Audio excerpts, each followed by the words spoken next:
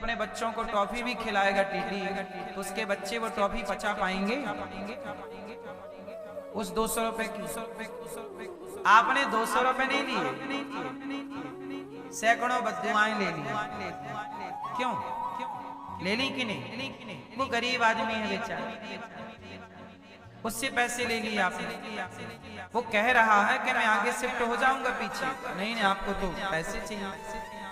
कुछ टीटी अच्छे भी होते हैं कि ठीक है भाई, अच्छे बुरे सब जगह, कुछ अच्छे भी हैं, कुछ लोग ऐसे भी हैं।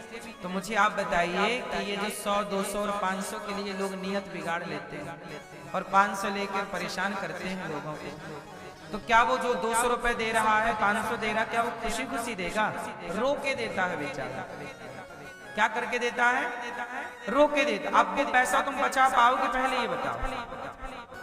इसलिए पैसे ही कमाओ साहब, बद्दुआएं ना कमाओ। क्योंकि ये बद्दुआएं याद रखना, मैं क्या बोलूं आपको, आप समझदार हैं। जितने लोग बेईमानी करते हैं, 1000, 2000, 5000, 100, 200 रुपया की नियत डुलाते रहते हैं, इनके परिवार में जाके देखना, इनके बच्चे, इनकी पत्नी, इनका परिवार बहुत परेशान है।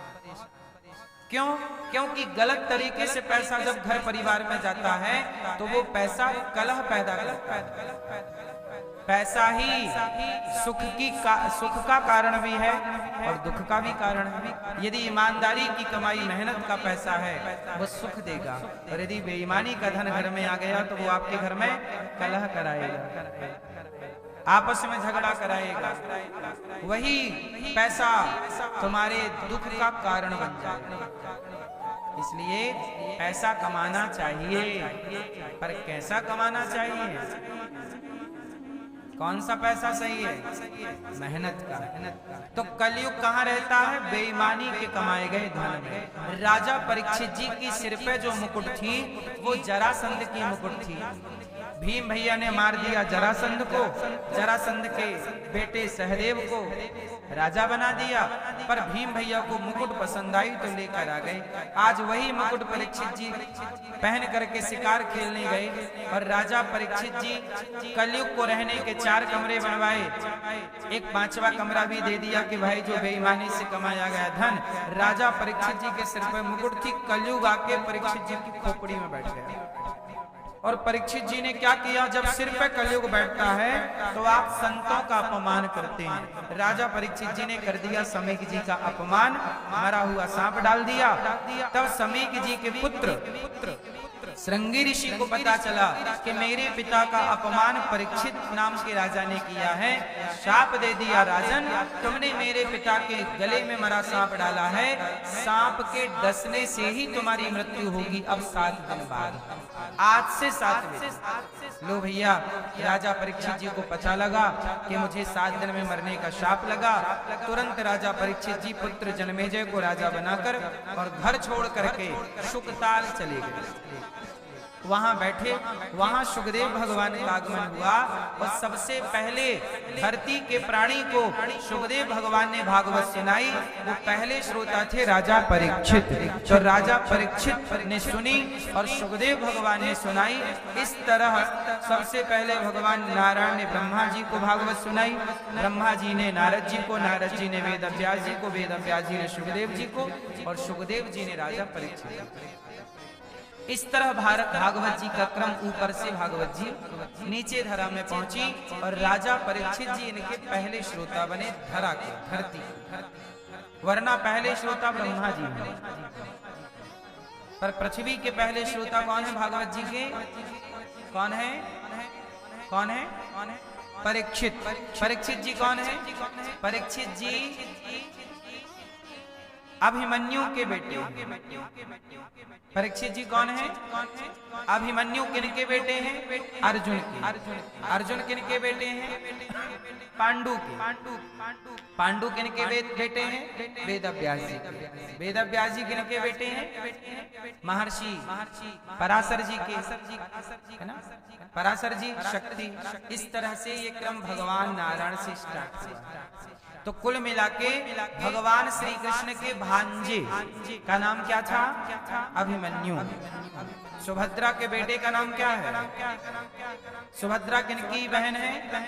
भगवान श्री कृष्ण की देव की माँ के 8 पुत्र हुए और 9वें गर्भ में इनकी एक बेटी हुई, जिन बेटी का नाम था माता सुभद्रा। क्या नाम था? जोर से। सुभद्रा का विवाह किससे हुआ? अर्जुन से।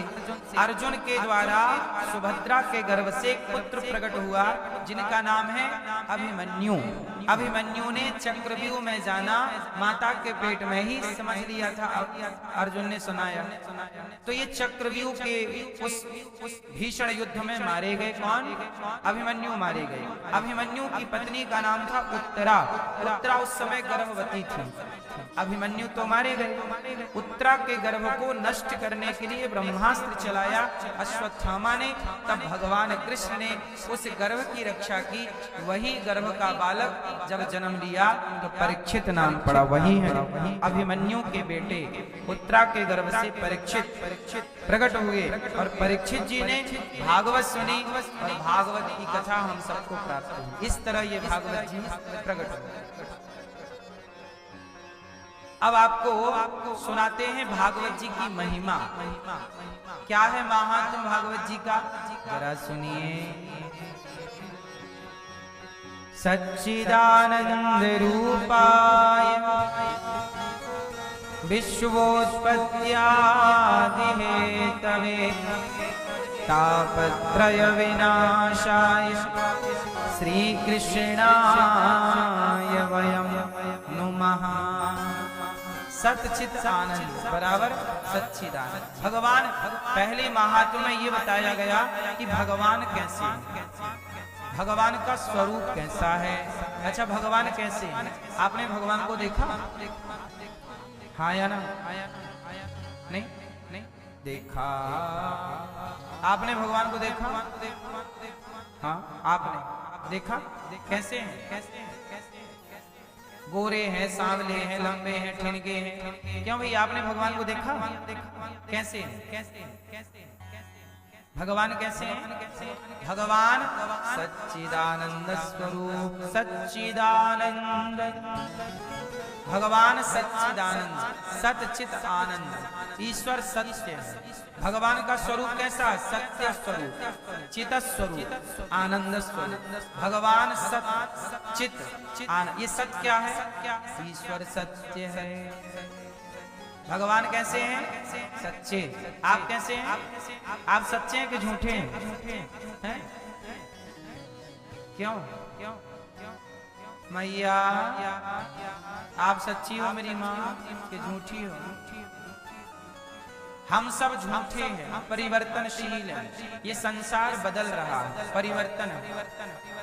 इसलिए संसार असार है। असार खलु संसार, दुख रूपी विमोह का संसार असार है।